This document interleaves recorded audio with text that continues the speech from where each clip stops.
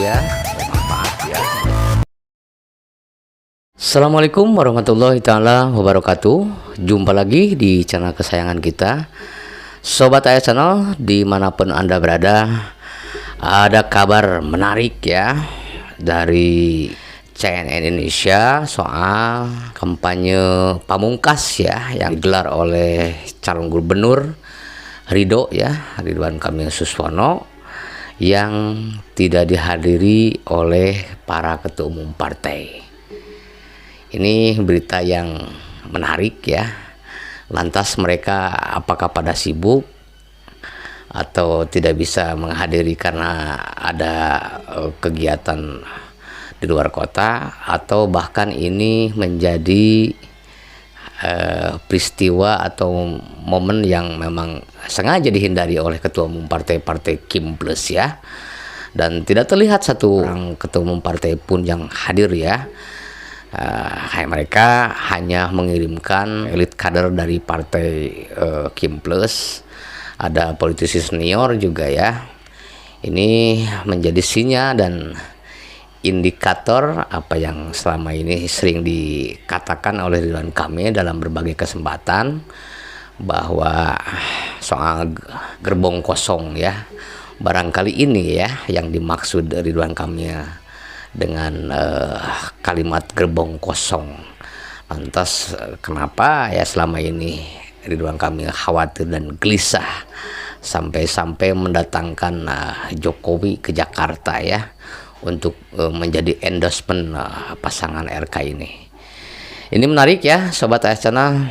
Referensinya saya coba spill dulu ya, beritanya dari CNN Indonesia, terbaru, terupdate, dan saya pikir ini berita yang sangat menarik.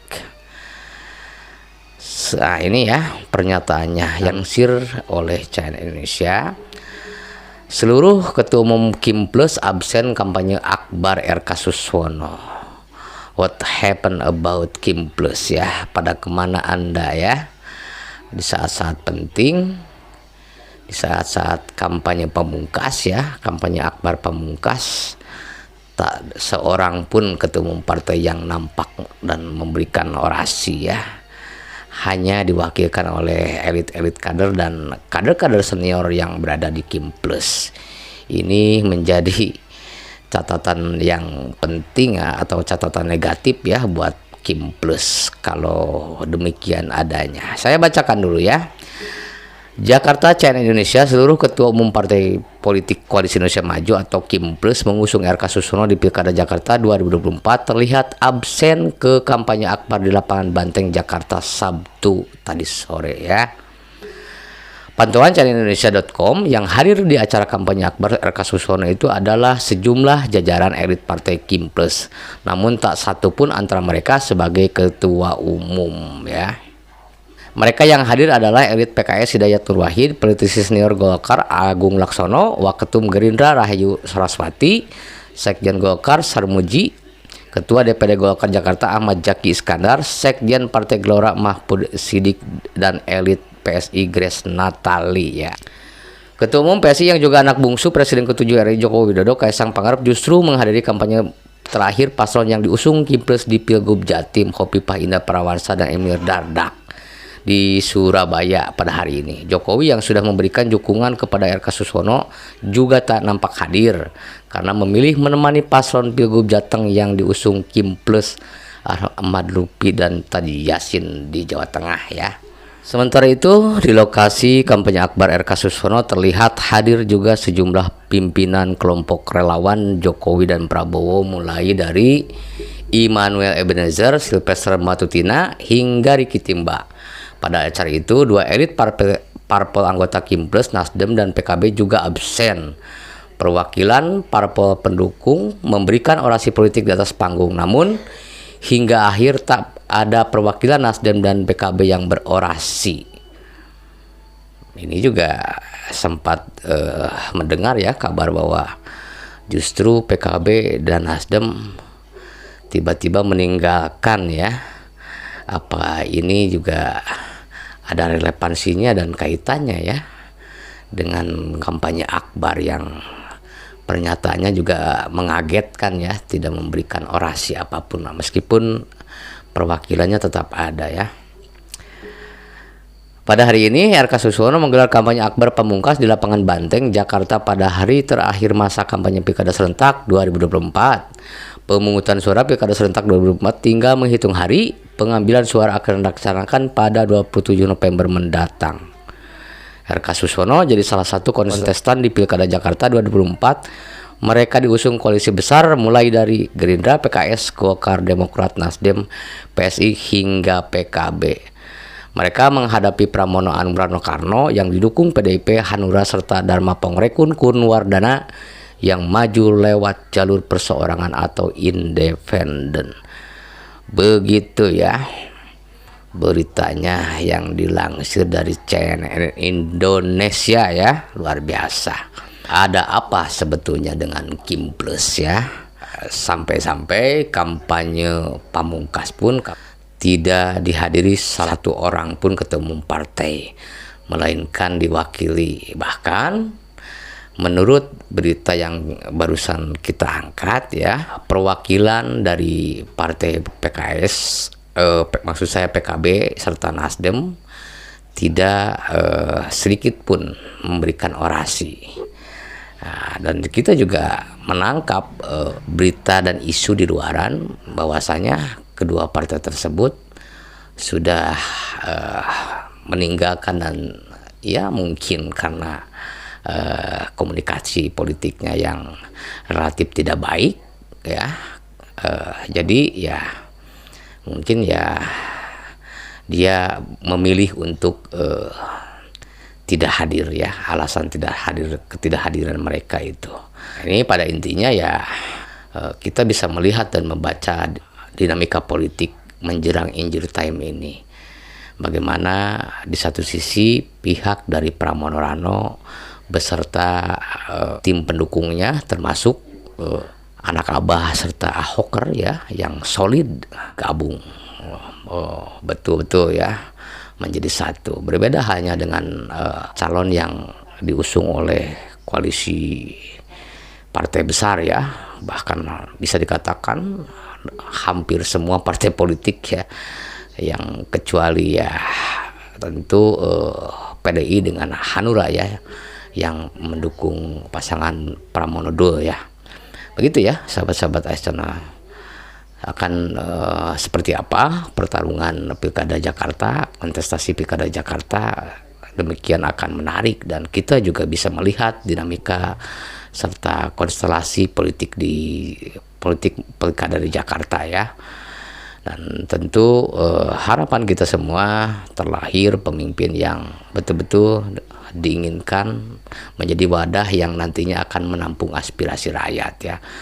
Bukan hanya integritas, bukan hanya kapasitas juga ya, tetapi bagaimana lantas kemudian kebijakan-kebijakannya akan menjadi pro terhadap rakyat. Itu yang diharapkan oleh masyarakat Jakarta. Yap, Sobat Astana, terkesan memang ini kontestasi pilkada di Jakarta itu merupakan pertarungan dari elit politik ya. Bagaimana setidaknya kita dipertontonkan sesuatu yang memang menjadi extraordinary di kalangan masyarakat. Langkah-langkah politik, langkah strategis serta pertarungan elit politik terasa ya sampai ke titik bawah, ke titik sentra. Lantas yang menjadi pertanyaan, bagaimana lantas kemudian konstituen serta masyarakat akar rumput Jakarta akan memihak kepada siapa? Kalau menurut lembaga survei yang ada terakhir ya, bahwa pasangan Pramono Rano ini tentu hampir dipastikan oleh semua lembaga survei menempati urutan yang pertama ya. Bagaimana peran penting dan peran aktif kehadiran Anies Baswedan yang menjadi pendukung Pramono Rano ya, dan diharapkan bahwa akar rumput serta relawannya bergerak, berjuang untuk bisa memenangkan pasangan Pramono Rano ya. Meskipun kita juga mendengar sebagian kabar bahwa Ketua DPI kalau tidak salah di Jakarta justru mengarahkan dukungannya terhadap pasangan Ridho ini. Tetapi ya kontestasi sah-sah saja ya, tidak jadi persoalan siapa lantas gubernur yang didukung. Yang penting ya sekali lagi pelaksanaan serta proses yang betul-betul harus adil dan berjalan dengan bersih ya, itu yang menjadi harapan bersama. Lantas kemudian kita juga bisa menafsirkan bahwa pertarungan elit politik ini akan menjadi momen dan serta peristiwa yang betul-betul menjadi awal dari kebangkitan serta bagaimana 5 tahun masyarakat ke Jakarta ke depan ya.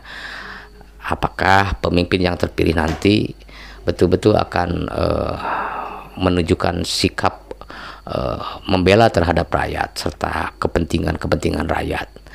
Bagaimana isu-isu publik katakanlah seperti PIK ya, Pantai Indah Kapuk 2 itu yang ya menjadi isu serta problem yang sampai saat ini harus betul ditangani oleh gubernur berikutnya ya.